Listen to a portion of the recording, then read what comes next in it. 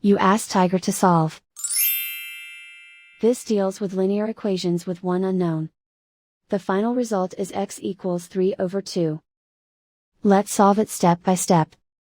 Simplify the expression. Expand the parentheses. Simplify the arithmetic.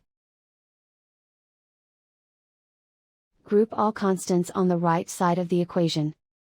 Subtract 3 from both sides. Simplify the arithmetic.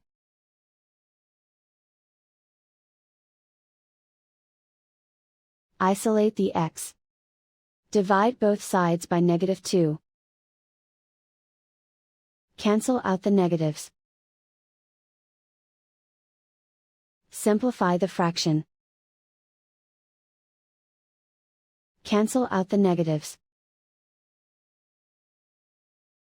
And so the final result is x equals 3/2.